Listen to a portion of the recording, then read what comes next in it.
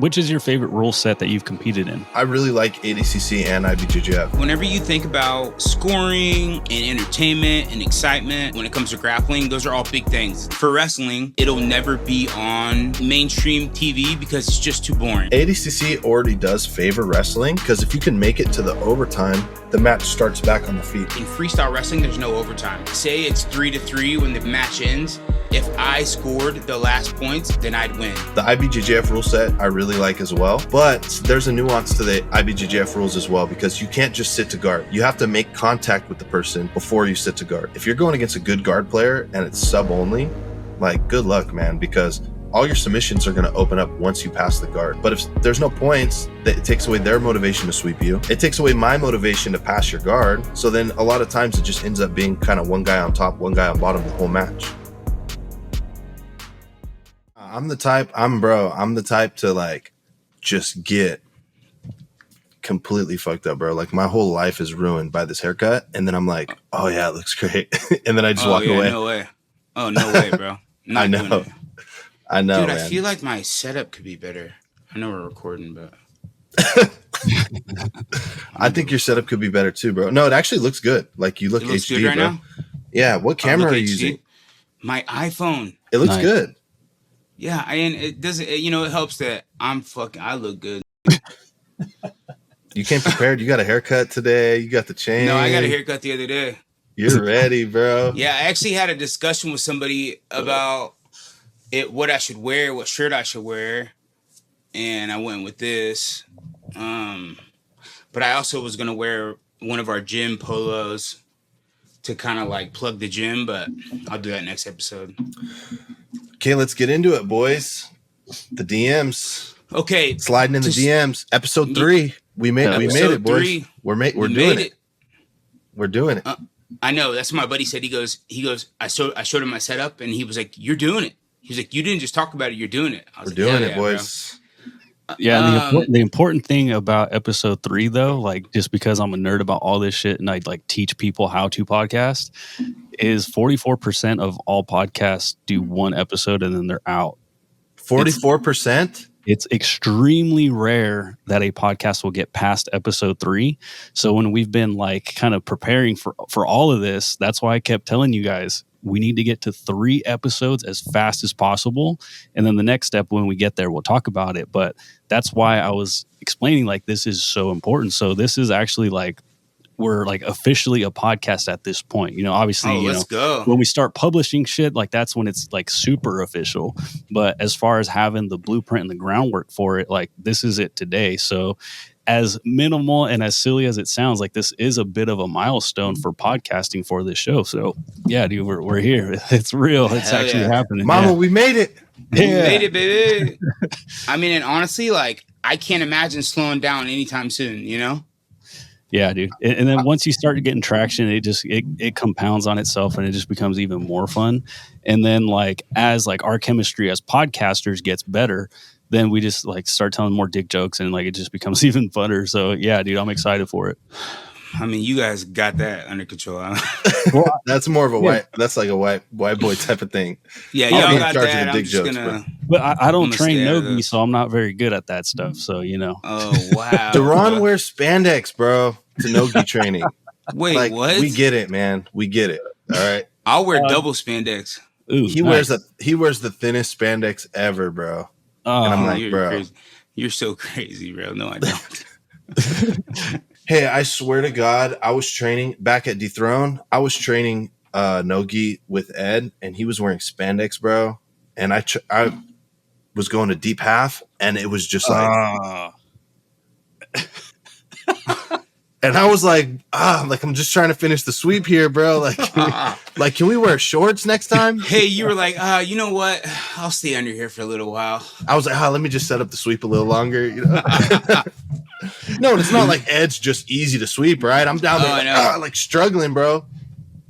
Oh, I know. So yeah, let's keep it. Let's keep the shorts on during no-gi training for those out there listening. Yeah, we have that's definitely kind of a rule here at the OCRTC. It's if you're wearing like spandex, they generally make you put some shorts on. Like if you wear the rash guard spandex combo, they're generally making you put a rash guard on, or some shorts over your spandex. How about the dudes? There's dudes that go to the gym and lift weights in spandex, bro.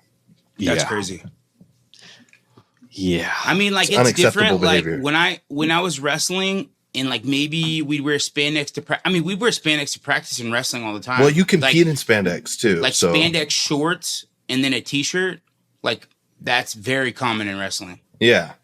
But in wrestling, you compete in spandex. Yeah, for sure. So it's like a little more understandable. I mean, you can compete in spandex too in like ADCC and like certain organizations, but in most tournaments, you have to wear shorts. Fight shorts. Yeah. Yeah. Dude, at the last comp, there was a guy in front of me that was about to compete in no-gi. This dude was wearing, I'm not joking when I say this, he was wearing rash guard with cargo shorts. And I'm not talking like kind of like mediocre cargo, like full on with the buttons and the pockets. And so I'm like, how did you not know? But my assumption was like, oh, maybe he just didn't want to actually compete today. And so he did it to himself. He was trying to get out of it. Yeah. Yeah. But Mason, your camera is out of focus again, dude.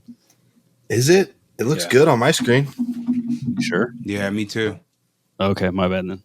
Man, your computer might be out of focus, Andrew. I know, dude. I had a really long day yesterday, so my eyes probably just can't focus. What were you up to yesterday? Oh, dude, this is I'll be quick with this. It's just dad stuff. My daughter's 16th birthday, so I was outside all day, hanging out with the family and that sort of thing. But we still got fireworks and stuff. So, I mean, we don't have fireworks, but like the neighborhood. So like nobody got any sleep last night. So I'm just exhausted, dude. It's two long days of just being with the family and stuff. So again, nothing dad too life, bro. It's dude, yeah. And so like even right before this podcast, I was cooking up a big ass breakfast for her and all her friends that spent the night. And that's why I was a little bit late. But yeah, dude. So just that dad life, nothing exciting, How old is your daughter? So she just turned 16, and then I have my son. Yeah, my son is 3.5. So we're like at both ends of the spectrum right now, and it's a pretty cool dynamic, the household right now. Yeah, that's dope, bro. Yeah. What'd you make them? What do you mean? Oh, just eggs, bacon. They wanted some tots, which I wasn't really down for, but that's what they wanted, so we made that. No chorizo. Nah. Hey, the funny thing is that Andrew's like, oh yeah, sorry I was late, and he's here 20 minutes before Deron. Yeah, right, bro. Oh god. Hey, Mason, you were late. You were the last one here today. Hey, no, seriously, it's a problem. I was actually thinking about it earlier. I was like, how can you not be on time to something that's at your house, bro? That's sick, bro. You're sick. Sick. Punctuality has always been, this leads us to a funny story. Actually, I was going to tell you guys about a ring light.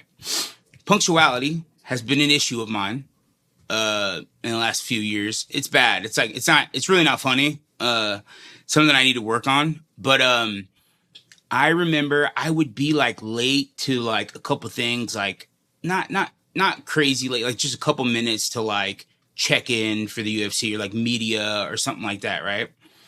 And I remember Heidi, the lady who works for the UFC, she was like, this was 2020. This was March 2020 is when I fought Mearshart. I think it was UFC 248. And I needed a haircut, of course. So I booked an appointment at, I forget what barbershop it was, literally like 3 hours before my media. So I was like, there's no way I'll be late, right? Even if the dude takes an hour, I'll be good. So I'm with Kyle, I'm with Driscoll, and we go to this barbershop. And mind you, it's like Wednesday, I'm cutting weight, And we go to this barbershop, and the dude's running late, right? And he's like, oh, what's up, bro? A couple minutes behind. No lie, he's like 45 minutes behind. And so I'm like, I'm already like, fuck, bro, of course, this shit's happening to me. And so finally I sit down, probably at least 45 minutes late. Then this dude's like taking his time. He's like on the phone. He's talking to the other barbers. And I keep like checking my phone. And KD said he was watching me and he was like, oh my God, Deron's about to say something to this dude. Because Andrew, if you don't know me yet, I generally say what's on my mind. And KD even told me, he goes, right before you said something, I was like, oh my God, Deron's about to say something. So finally, like literally probably another 45 minutes into the haircut, and I could tell he wasn't even close to being done. I was like, what's up, bro? I was like, I booked an appointment at 11 o'clock and I have like shit to go to. Like, I got to go to media. Like, you're going to make me late for shit I have to be at. Like, let's go. Like, you got to stop talking to people and shit. You know, I'm like extra cranky. I'm cutting weight and shit, you know? Dude starts freaking out. Like, he starts like panicking. He's like, okay, I got you, bro. Panicking so bad that he like trips over his cord on his ring light. Boom, just fucking shatters it everywhere in the barbershop. And I was like, oh my God, bro. And his boy was like, here, don't worry, I'll let you borrow mine. So then he gets my cut done, right? And like, luckily I wasn't late. I was barely on time. Dude actually like tags me in his story. Like, obviously he's like, oh, cut a UFC fighter, right? Then has the audacity to message me and was like, hey bro, what's up with some tickets this weekend? I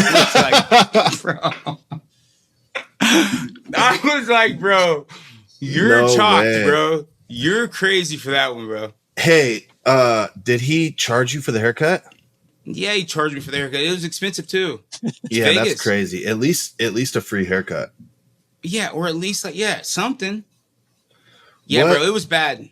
So what's on your mind? Did you see that Masvidal and Diaz fought in boxing last night? I saw that, but honestly, my stream went out in like round 5. And I was too tired to care to like try to search for another one. But I saw Nate won, which is really surprising because when I saw that Connor bet $500K on Nate, I was like, this is crazy. Connor bet on Nate? He bet on Nate 500 racks. Do you know what the odds were? Well, he won like 1.6 million. Yeah, so it was probably 2-1 odds. Yeah, I figured that Diaz would be probably an underdog because Masvidal won the first fight, you know?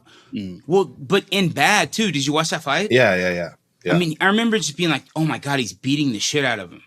It's just stylistically because Diaz he's not as explosive. Masvidal's super explosive and has power, but I mean, it was 10 rounds. So, I mean, we're talking about 30 minutes of fighting. And with boxing gloves and with big gloves where Masvidal couldn't hurt Diaz as bad. So Masvidal was landing those big shots. They weren't having the same effect on Diaz. And then Diaz was taking over with the cardio and the volume. But it was still a close fight. See, and I thought from what I saw in like the first couple rounds, I thought maybe Jorge was going to like slow play him, like a little Floyd-esque, you know? And then Jorge was going to turn it up. But who knows? Maybe they're looking for a rematch. Maybe that was because I remember watching it the last time. I mean, obviously that was a couple years ago. I remember just seeing like whenever they would strike, like how much of an different impact that Jorge would make on Nate whenever he'd land. Yeah. Like it wasn't even close. It was like kind of like, ooh, like he'd land a couple times, like, ooh. And from what it looked like, he was clearly a better boxer too.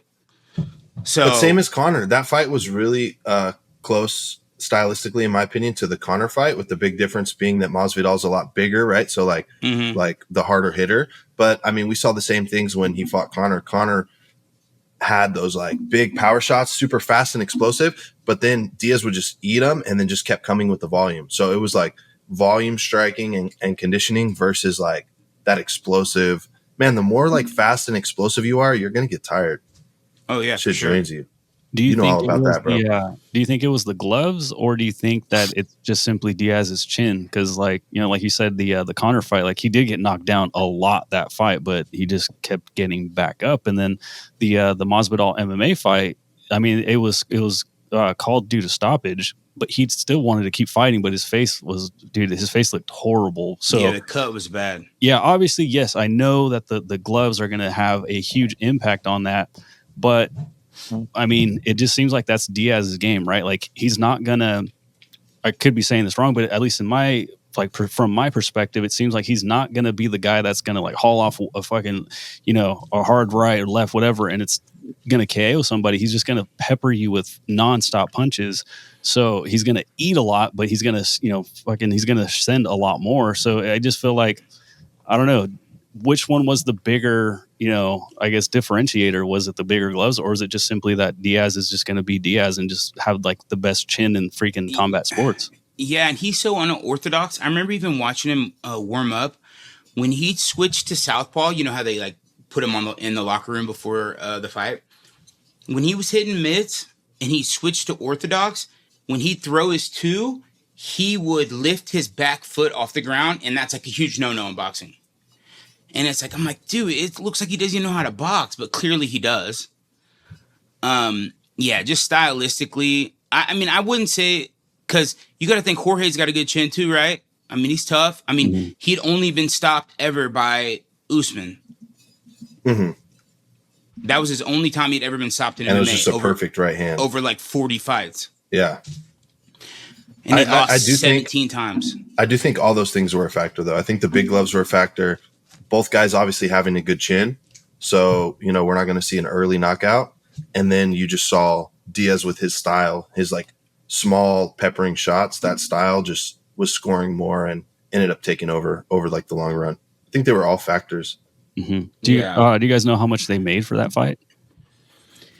I saw it said they made like 300K for Masvidal and 500K for Diaz.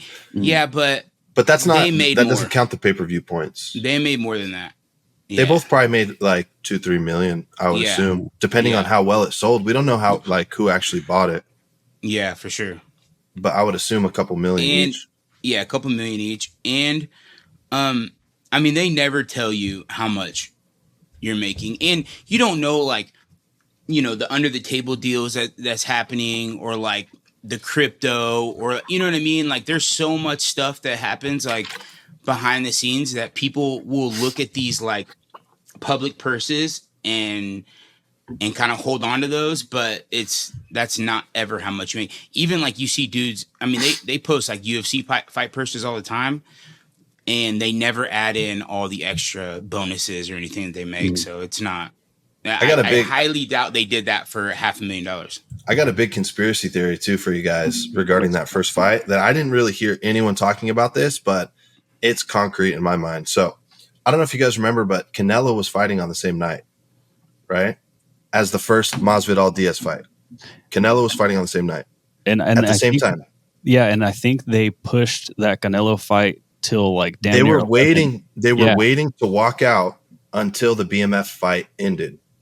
Yep. So imagine there's a boxing fight going on, huge production. The co-main event has already happened, and they're holding Canelo and whoever his opponent was at the time and not letting him walk until the UFC ends, right? Wow. And then all of a sudden there's a doctor stoppage for a cut. Wow. And it was a bad cut, but at the time everyone was really mad about the stoppage. Nate Diaz wanted to keep going. Dana White was like furious.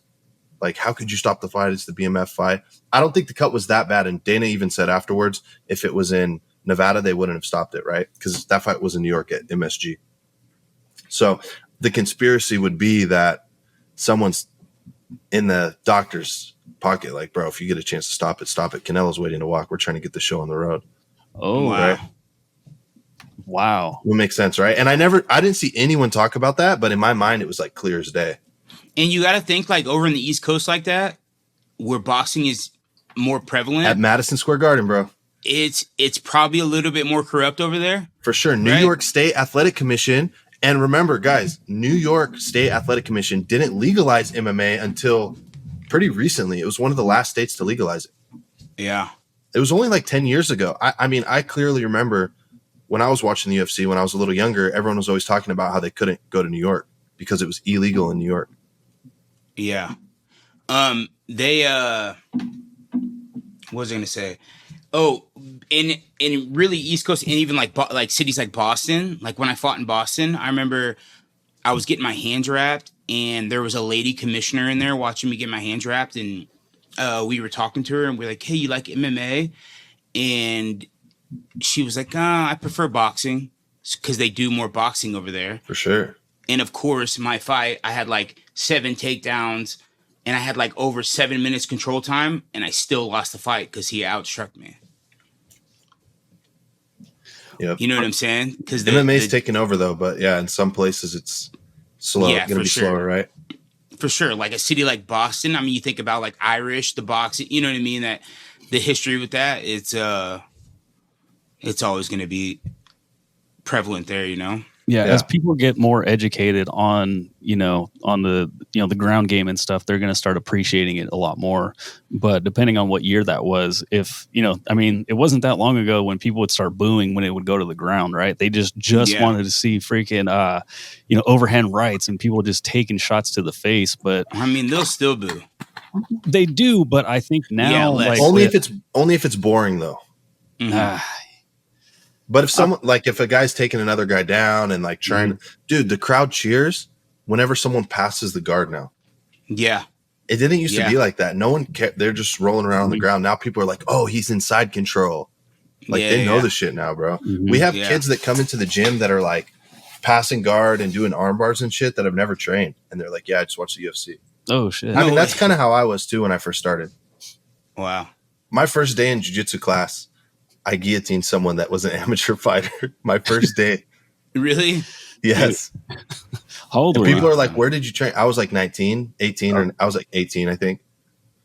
Because I just watched the UFC. Like, it's not that, like, you grab the guy's fucking neck and you squeeze it. And there's more to it, of course, but like, you can kind of do it, right? Oh, yeah, for sure. I got videos of me doing arm bars and shit, like, on my friends when we were like in high school. Yeah, and we have kids coming in the gym now down here that are literally just wrestling for MMA. Yeah. Like I have multiple kids at the gym, like definitely one high schooler, maybe two, and one or two kids that are in the wrestling class just because they want to be MMA fighters. That's crazy. Yeah, it's different now. The kids that are coming up are doing everything too. That's just it shows the evolution of the sport, you know? Yeah. What did you think of ADCC yesterday? Bro, I only watched a couple matches, but honestly, like whenever you think about scoring and entertainment and excitement, when it comes to grappling, those are all big things. It's like for wrestling, we always talk about how it'll never be on, like mainstream TV because it's just too boring, right? And that's just what it is. And it's like when I'm watching jiu-jitsu yesterday, like I watched a certain match and she was in her guard for 3.5 minutes. So the girl sits in the first like 20 seconds. She jumps in her guard. She's in her guard for, because what was it, 6-minute rounds? 5 minutes? It's 6 minutes regulation and then 3 minutes overtime. So she's in her guard. She stands up for a second. So for like at least 45 seconds, she's standing up. Girl has a body triangle and she's like trying to shake her off, you know? Then they go back down and none of them have any real submission attempts. But then because she stayed in her guard, she got a negative point or whatever. Is that what it's called? Negative? Mm-hmm. And then she lost off that. It was 0-0. And they just stayed in their guard the entire time. I mean, I don't understand how that works. It's boring. Yeah. Because like in wrestling, we always talk about like in freestyle wrestling, there's no overtime. So like there's criteria to it, but say it's 3-3 when the match ends. If I scored the last points, then I'd win, or vice versa, right? Yeah. Or if like, say it's 4-4 and I have 2-point takedowns, but you feet to back to me, which is 4 points, the person with the bigger exchange wins. But like when we talk about it's 0-0, nobody scored at all. Like, how is that? Like, how is that? They'll usually give it to whoever was perceived to be trying to progress.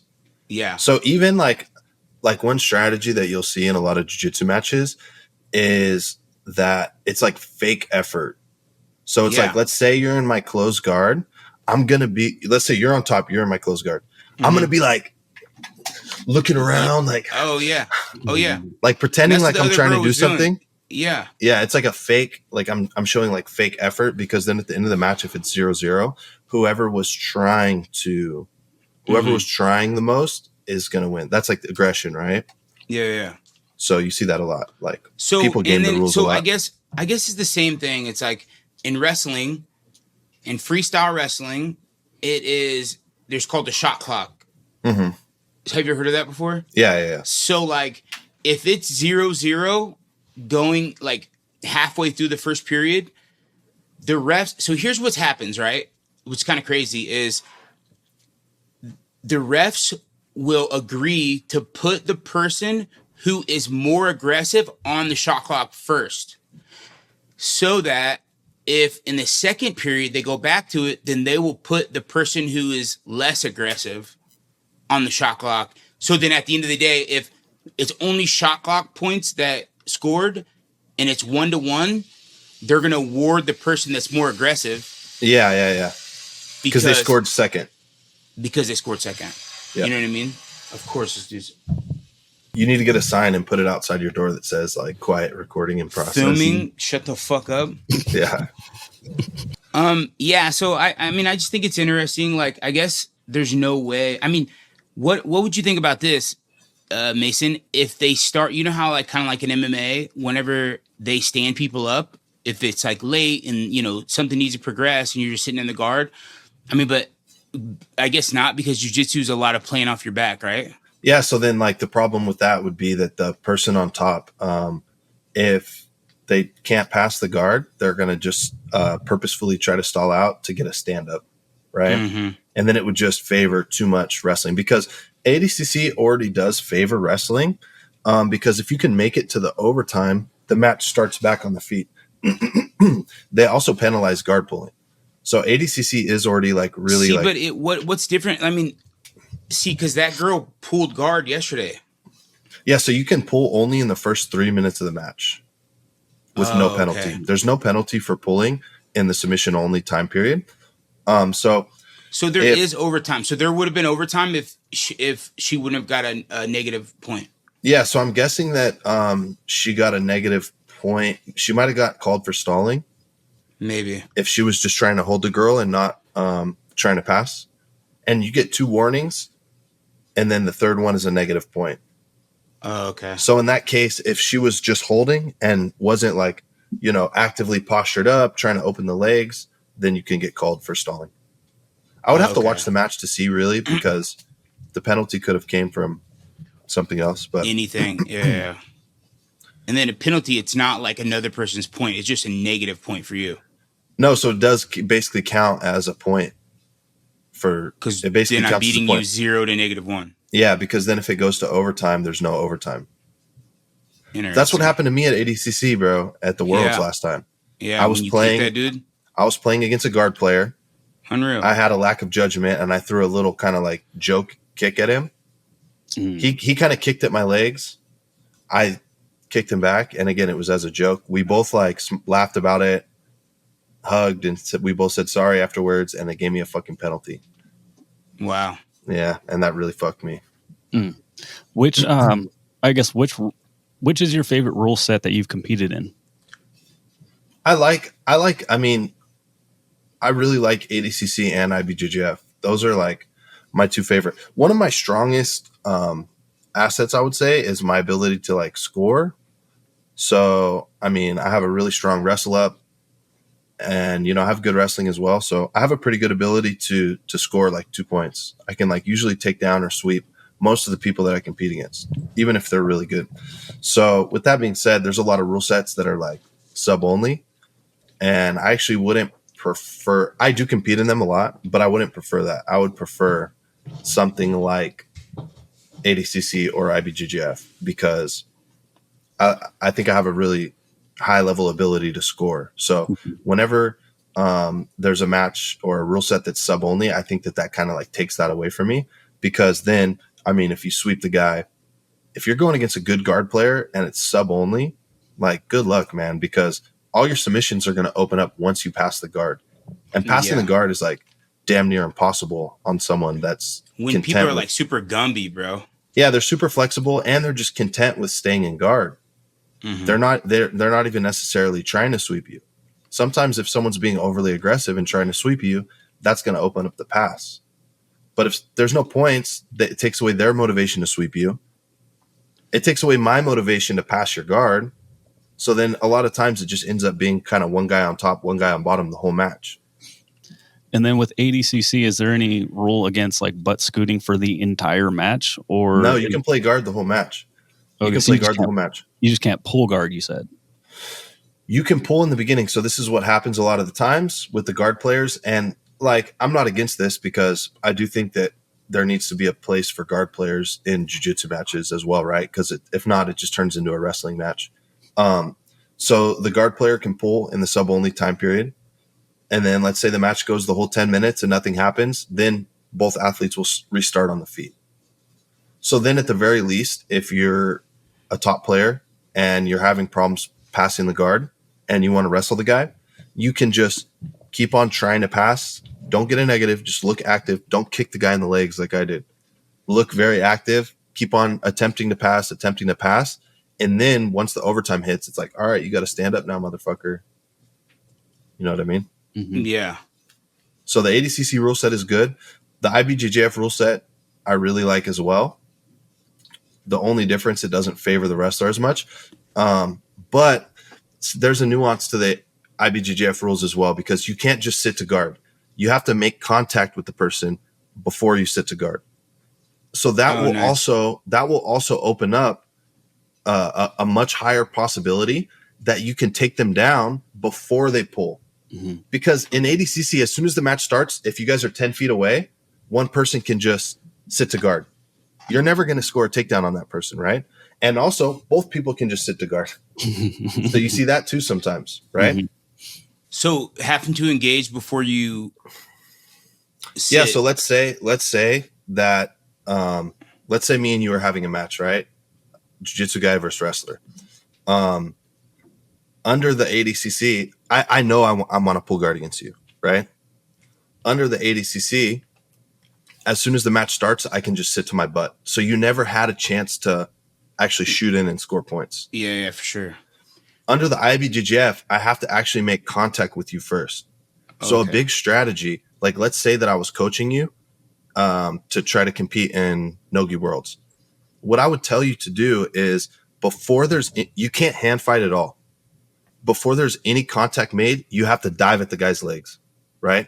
Yeah. Because if he pulls as you're diving towards his legs, you're going to get 2 points, right? Okay. So in that situation, just shoot right away. Shoot right away. In that situation, you have a really good chance to win the match because all you have to do is stay on top the whole match and don't get submitted, don't get swept. You don't have to pass the guard. You just have to keep pretending to pass the guard, right? Yeah. So the match is way more in your favor now. Now, the other situation would be you shoot, but you're not able to finish the takedown, right? Let's say the guy's like sprawled out and you're underneath him and you can't take him down. In that case, you're going to pull guard, right? Because now that you've pulled guard, you could wrestle up. Okay. So you're still going to be able to use your wrestling. Now, the third situation is that the guy makes contact and pulls and you didn't score any points. Now it's going to be much harder for you to win the match because you have to actually pass his guard, right? That's the only way you can score. And all he has to do is just make believe like he's attacking you from guard the whole match, and then he's going to win the decision. Yeah. You know what I'm saying? Yeah, so that would be that's like a strategy that I played a lot in IBJJF that helped me to become successful, is that I would force them to wrestle with me without having to wrestle. I would just have to win the pull. If I could win the pull, then I could come up to a single leg, and no matter what, we're always in wrestling situations. I could just keep coming up to the single, put the guy down. Maybe I don't finish, pull guard again, go back to the wrestle up. So that's a really good strategy for wrestlers. What was the strategy that you took when you went up against that big dude in absolutes? I forgot which worlds or which event it was, but it was in the gi and it was an absolute, and you won right at the very end. What was the strategy for that match? No, my strategy was horrible because I tried the same strategy that I do against everyone else, but the guy was like 450 pounds. Yeah. So I tried to shoot on him and he sprawled and my nose touched my knee, bro, with all his weight on me. Oh, everything went black for a second. And I thought I was going to be handicapped the rest of my life for like a second. But I tried the same thing. I mean, I played guard. I tried to use my rubber guard, which is one of my strongest attacks. But what I didn't realize is that there's some people on this planet that you cannot finish them with a triangle, no matter how good your triangle is. That guy's one of them. Yeah. Because that's part of his strategy. He baits the triangle. So he actually reaches in between your legs with one arm and tries to force you to triangle him. There's many moments in the match that I was trying to get out of the triangle and he was forcing himself in the triangle. Oh my God. Which is an insane strategy. Would it be for more of him to pass or for like your legs to get tired? So he puts himself in the triangle because he knows he can pass from there without any danger. Yeah. Right? Wow. So he actually did that, passed my guard, was up 3-0. And then finally at the end of the match, I was able to create some space. And someone that big, if you're able to create space and get around them, it was just way easier for me to score. So I had the worst strategy ever in that match. And now I think if I competed against him again, it would be a lot easier. Yeah. Hey. And we've actually seen since then, some people have implemented the strategy they implemented what I did at the end of the match and they beat him really easily. Mm. Hey, Mason, I got a question for you. What would you recommend as like a wrestler? I mean, I guess jiu-jitsu, but like, what would you recommend? Like, what would your number one guard pass be if somebody sits on you? Like, what are you trying to get to right away? Yeah. Like so without you guys being engaged, if they sit to you, or if they sit their butt, what are you going to use to try to get through? So yeah, it definitely it depends on the rule set, and the time period. So for me personally, I like the knee cut. So I'm always trying to get into that knee cut position, and then my whole sequence of different passes that I utilize basically come off of that. But if I was teaching someone, I mean, it depends on the rule set, because if I'm teaching a white belt, you can't have them implement like the way that Gordon Ryan passes, for example. Yeah, for sure. Because Gordon Ryan is used to doing really long matches. Most of his matches are like 30 minutes. So his passing style is basically to put himself in a position where he's safe, but his weight is just on you. And then he just lets gravity get you tired. So he's always using his weight and just slowly kind of like fatiguing you. And then you see guys just like break because they're so tired. And then he could just do whatever he wants to them. Right. So that is like a very high level passing strategy, but that's only going to work if you're in like a 15+ minute match. Yeah, for sure. Right. He's For someone, if if I'm coaching someone that's going to do like a 5-minute match, like a white belt, it's going to be a lot more of like misdirection, going like side to side, and implementing a different array of attacks. And I would say it's going to be a lot more based on like being explosive and conditioning. I was going to ask you like Adrian. a super duper technical question, and this is again one of those ones where a professor gives the instruction and then I raise my hand. When somebody is like, because like I'm always going to actively go for that underhook on that knee cut. What if in the gi? What if somebody is just like super aggressive with the overhooks? Like they're waiting for that underhook. How do you address somebody that's always used to playing overhooks when I like basically give them what they want, and now it's like, oh shoot, like this didn't work out for me after all? Yeah. So this is like the main game that I play on bottom is fishing for the overhook, so that I can set up the attacks off the overhook, like rubber guard. Set up the meso plata. Yeah, that meso plata magic, So basically what you have to do is you have to make sure that it stays in half guard. So whenever someone's on bottom playing half guard, let's say their top knee is used as the knee shield, the bottom knee is used to control your leg that's in the half guard, right? Mm-hmm. So you have to make sure that bottom leg, the knee, doesn't get more into like a closed guard position. So even if it's not closed guard, if their knee is beating your knee, they're going to be able to attack you with the overhook. If you can stay in half guard and progress towards the knee cut, you want the underhook. But the moment that they start to beat you with that bottom knee is when you have to either hard focus on the bottom knee and get your knee over their knee, or B, bail on the underhook. Just kind of like limp arm out, basically. Bail on that, and then you know, you can kind of back up and, you know, attack back in. Andrew, something that Islam, well, two things. Habib used to say, like, it's just like wrestling. Like in wrestling, you're always trying to dig for an underhook. You're always trying to dig for a control tie, right? So when you're playing the top, something that Islam used to say is you want to be like this guy on top. It's hard for me to show you, but like you want to T-Rex be like, arms? Yeah, you want to be like T-Rex. You want to be this guy on top here. Mm-hmm.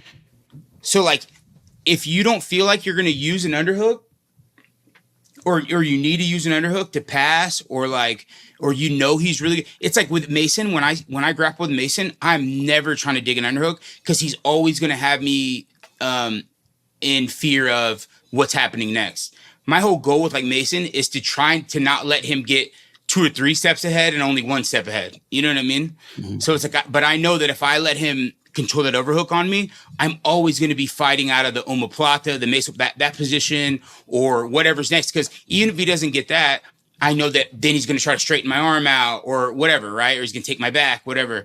So like, my advice I would give you is to be this guy. And then even like, it's kind of like a V block. It's like a frame. Is that what you call it, like a frame? Yeah. Yeah, but like you can like use your hands like here to like dig into his armpit without giving. Yes. As opposed to like digging it deep. You know what I'm saying? Yeah. And then that allows you still have really good control here. Especially if you can get on both sides. I mean, but on that overhook side, this hand digs into their armpit, and then you can start playing around over here with whatever, you know what I'm saying? If you want to start digging underhook on the opposite side or whatever, right? Wrist and control. that hand will prevent me from underhooking or overhooking. So it totally shuts down my top side. Yeah, it's a good way to block. So, and that's actually really interesting because if you guys remember in our last conversation, I was talking about the difference between grappling with like an MMA fighter. So that's like a perfect example right there of like Deron, because he was training for MMA, his whole goal isn't necessarily to pass my guard, because if Deron stays there framing my arms and controlling me on top the whole round, that's a win for him, right? Mm-hmm. So that goes back to the big difference between jiu-jitsu and MMA. A lot of MMA guys all actually have more problems with getting off offense because they're not trying to underhook me. They're not trying to overhook me. They're not staying connected to me. They're back with the elbows in, framing on me, and it's hard to really get any attacks set up. Yeah, but like at the same time, obviously Mason's a much bigger expert here than I am.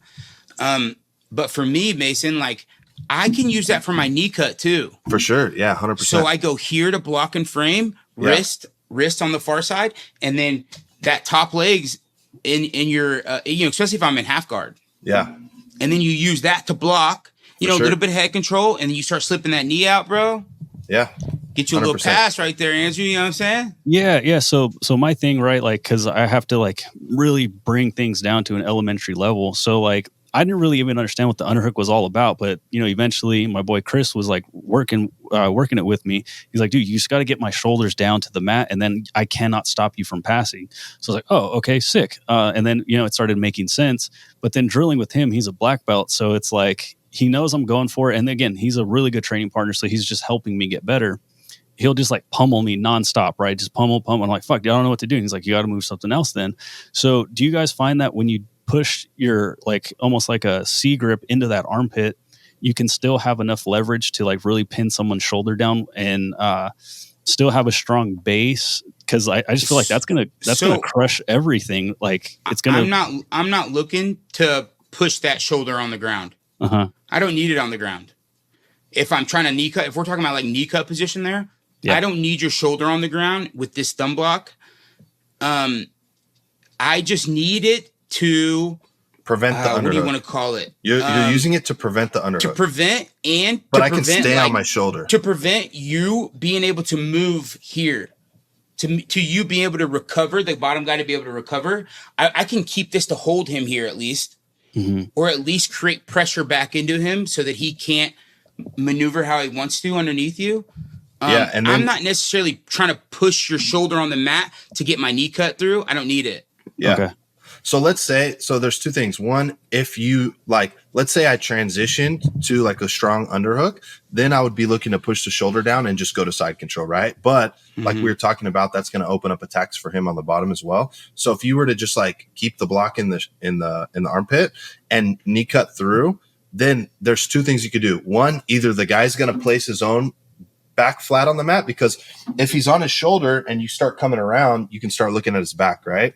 So he's either going to defend by going flat himself, or he's going to try to come up to like the underhook and come up to the single leg. And as he's doing that, that's when you're going to spin around to the backside and then attack the back, right? And then you can also just use it to get to the front headlock as well, which like someone like Deron, that would be a huge win for him. If he's in the guard and then he knee cuts and the guy has to turtle to not get past, and then Deron ends up in the front headlock, that's a win because Deron wants to be there all day. Yeah, well, and also if when I'm knee cutting, for me, once I get my leg out for the knee cut in the pass, now I can go to underhook. For sure, yeah, for sure. You know what I'm saying? Now I can go to underhook. I'm way more safe there than I am in half guard. Dude, I'm going to try that shit this week, yeah. Yeah. I mean, that's probably one of my main passes, actually. Yeah, dude, my mind's knee cut's my main pass as well, yeah. Yeah, because again, like I got stuck in that at the comp, and like again, now people know that that's where I'm going for it. So like overhooks have been kind of coming my way lately, or maybe it's just because like I'm noticing it more. But I'm gonna try that this week. I'm gonna film it and I'll let you guys know how it goes. But yeah, do that. That shit got me exciting. That's why I love jiu-jitsu, dude, because like it's an always evolving weird chess match that will just never end. And when it's stuff like this, when I have you guys, access to you guys, it's just like, I don't know, dude, there's nothing like it. And it sucks that not a lot of people get to experience this. But like, I have trouble with something, and now I have potentially found an answer, and I get to experiment and discover if the answer works, like at full speed. Like, I'm not really into striking because I don't want to get hit in the face. I'm kind of a kind of a weenie like that. But with jiu-jitsu, I can go out there and test it out and be like, guys, that worked, or guys, it worked the first time. Then I got this reaction, and then we can kind of like dissect it that way. Like that shit's exciting, dude. I love that. And also too, there's something to think about. And here I am trying to teach this dude how to do jiu-jitsu, Mason. Dude, bring it. I don't care. It also, depending on how deep you put your underhook too. You know what I mean? Like if you have a deeper underhook and then he gets to secure his overhook, then you're in way bigger trouble. But if you have an underhook and you're kind of like short armed and maybe your elbows like attached to your side here, that'll give you a lot more success too. Got it. You know what I mean? Sure. To where he can't like secure the full overhook on you. Yeah, just being shorter there. I mean, that's what's helped me. And honestly, I was lucky to be that Mason was one of the first people I've ever grappled with. And he's so dangerous from that overhook position that, I mean, I avoided it at all costs.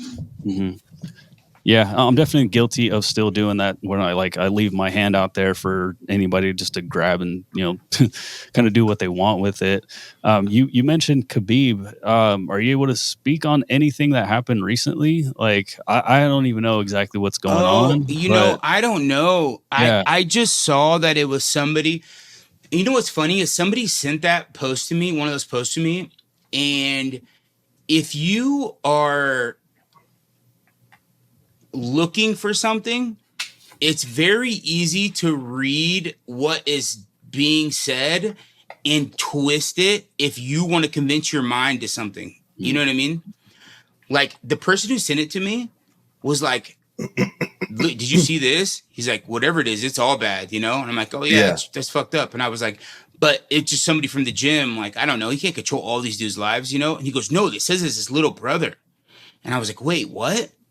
So then I went and looked, and if you don't read it right, it might look like it says Khabib's little brother, but it was really the little brother of the terrorist. You know what I'm saying? So it's not Khabib. It was like they swarmed it because he was affiliated. The little brother was affiliated to the big brother terrorist. They had no relation to Khabib's family at all. Yeah, and you gotta whatever I see on social media, I'm just like, all right. Like, no, for sure, bro. If But not something's everybody is like that. confirmed- You know why you're like that? Is because you're in the limelight. Yeah, And you yeah, understand that half of this is just bullshit. yeah. But people who aren't, and they don't have access to the things you have access to, they'll believe anything that they read on the internet. Yeah. Yeah, Like dude, there's that's things that's happened, like, you know, maybe even with DC, where it is 100% not true. And people will hit me up and be like, bro, did you see this? Dude, no way. You're lying. No way this isn't true. You're just covering for him. I'm like, it is not true. 100%. And they, like, you cannot convince them otherwise, bro. I know. But people also just, I think deep down, they just love to see someone that's doing better than them fall. Oh, man, they love it. So people are just loving when someone that's like has money and like fame and is successful falls. Mhm. People love it. They love a good downfall, you know? Oh, yeah, they do. They love a good downfall. Like my boy T. Grizz said, they print on my downfall. Go ahead, Andrew. So my apologies for not looking further into it. I was in the gym and somebody had asked me about it. And I was like, oh, I wonder if Deron has any info. And so like, I didn't even look it up. I did see like a post, but it was like very like surface level stuff. So I didn't even like dive in. So yeah, and it's not like I like hit him up like, hey, bro, what happened? I mean, can you explain what the story is? Because all that I heard about him is the tax stuff. So I thought that's what you guys were talking about. Yeah. Oh no, I didn't hear about no tax stuff. Yeah, so I think what are you talking about? Some terrorist shit? Oh, I was talking about his gym got raided. By like the Russian feds. It was like last week. Yeah. Yeah, I think it's all connected, but this is a perfect example of what you guys were just explaining, right? We're thinking about two different headlines, but they do kind of cross over. But I thought it was like that raid happened because something to do with, again, doesn't even matter. So, but that's crazy. Wow. So was it like American taxes or Russian taxes? Russian. Yeah. And I think that's actually why it got so popular here, right? Because Americans will hear like, "Oh, dude, it's fuck Russian government's after him." It's like, damn, like okay, who knows what's going to happen now? But in actuality, it was like it had almost nothing to do with him. Yeah, crazy. I mean, yeah, and I'm not going to sit here and talk about my boy like that. You know what I mean? No, definitely. I mean, I would never wish anything like that on him. And honestly, it's like, I know that some of those guys like get bad reps because they're Russian and Dagish, you know what I mean? But like some of the best, most wholesome dudes I know, bro. Yeah, definitely. You know? And I'm not for discussing my boy's business like that if I don't know anything about it. So I don't even want to try to guess what's going on, you know? Yeah. So training wise, what you guys got going on right now? Mason, you're getting ready for CJI, and then Deron, I don't know if you've even mentioned it too much on here or in public, but I know you got some stuff working in the background. What are you guys training for right now, or like how are you guys training? I should say. Yeah, just doing the training camp for CJI. Just another training camp. I've been doing these training camps back to back for the last few years, so. Same old stuff, man. Implementing anything different? Everything's the same, honestly. Everything's the same. Just have my training with Kyle Terra, doing my wrestling training, and doing my strength conditioning. So I'm in the same boat. But I know Deron's getting ready for his bare knuckle boxing debut. No, shut up, bro. I mean, we're waiting, but we're waiting after this weekend, and we might be in contact with the Game Bread FC, Jorge's bare knuckle MMA, and I liked it. I like the bare knuckle MMA aspect a little bit better than the bare knuckle boxing because worst comes to worst, I can grab this dude and I don't have gloves on. But yeah, that's really the only thing that's ever really on the horizon for me that would really make me want to get back in there. Open, bro. We got to get you in an ADCC Open, get your grappling sharp, and then we'll go to bare knuckle MMA, take the guy down and get an easy submission, bro. That's what I want for you. Yeah, I know. I do want to get back in there, though. I'm gonna. I mean, I would like to think that I'll be back in there before the end of this year. And then we'll see. We'll see how it goes, and we'll see, what my body and mind will allow me to do for the next couple of years. You know what I'm saying? Yeah. because it's like, here's my thing is like, all right, you hear a guy like Dustin Poirier, he's 35. Alex Pereira, he's actually 37. But here's my only defense of that is like, even I just saw a video of like Alex Pereira. He didn't start kickboxing until he was like 20 or like 19. And then, you know, DP, I don't think he started fighting or training till he was like 18, 19, 20, you know? It's like, I have been training. I mean, I don't want to call it training, but I've been wrestling since I was 4 years old. So like from 4 to 19, when these dudes started, I had already had thousands of wrestling matches, hundreds of tournaments, tens of thousands of wrestling practices. You know what I mean? So it's like, it's not the same. It's not the same journey. You know what I mean? Yeah. And you know, and like part of me sometimes I tell myself, I'm like, are you just being a pussy and like making excuses? But it's like, dude, I just don't feel the same anymore. Like my body doesn't feel like getting my body going is rough these days. And I wish I did, because like, don't get me wrong, when I do train and I spar and stuff and I get that, you know, that flush sweat out and like I feel real good, you know, I kind of get those, you know, that dopamine from training, man, I feel real good. But then it's like later that day I can like barely walk, you know what I'm saying? Like, and given I could probably do better things to take care of my body in the sense of like, you know, vitamins, supplements, stuff like that to, you know, maybe get my joints going a little bit more, a little better. I'm actually about to start working with these new people. Stu Mason's the worst, but I'm about to start working with these new people that can help like fix my knee a little bit. They have this like machine. They have a couple new machines that are like it's kind of like a TENS unit, like a STEM unit. Mm-hmm. But it's like on steroids, bro. Like when they put it on you, it like locks your whole leg up. Ooh. And then he said, and then dude, I have confidence in him. Do work with Mike Tyson some. And he was telling me exactly what was wrong with my knee because I was telling him where I had pain and he was telling me what was wrong. And he was like, oh, this is what we have to do to fix it. And I'm like, let's go. So I'm actually going there tonight to work with them. So once my knee starts feeling a little better, I'm telling you, everything will change about my training. Like, my biggest issue is my knee right now. Mm-hmm. ADCC Open and then bare knuckle MMA, bro.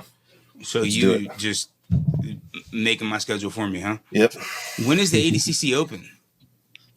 He's on next week. The same weekend as ADCC, so it's like 5-6 weeks away. Oh, shit. Oh, really? The Open is the day before. It's the day before? Yeah. Is it in the same location? Yeah. Oh, shit. If I win, will they put me in the ADCCs? No. No? I mean, if you win the absolute and then someone drops out, then you would have a good chance to get slid in last minute. If I just stand there talking shit?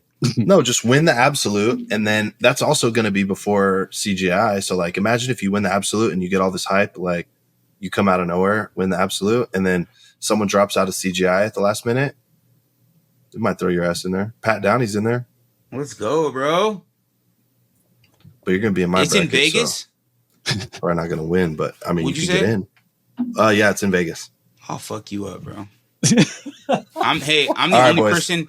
Hey, I'm the only person in that. Don't do it. Don't say in it, that bro. bracket that submitted you. So sorry, Andrew. I'm the only bracket in that. I'm the only person in that. Yeah, CGI you're the only bracket, bro. In the CGI bracket, he is the bracket. Submitted Mason. So okay, we're gonna wrap it up, but I just want to end on this. I was at wrestling practice with Deron one day, and he was my wrestling coach. You know, he was teaching me some wrestling.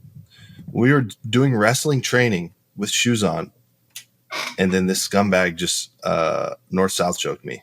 Oh, you're and he bullshit. will not. That is and he will not stop talking about it to this day. That is not true. We were grappling. Were we wearing wrestling shoes? We were grappling. No. That's a lie. That's a lie, bro. We were doing submission grappling. We were wearing wrestling shoes. So you didn't submit me that day? I probably did after that a few times. Yeah, so we were submitting each other. But okay. All right. But just admit, I submitted you, right? No. Yes, I did. All right, boys. This has been the Deron and Mason Show. Thanks so much for tuning in. Episode 3 in the books. And Deron only taught me because it was wrestling day. If you guys ever want to just listen to just me and not Mason, just let me know. All right. All right. All right. Later, guys.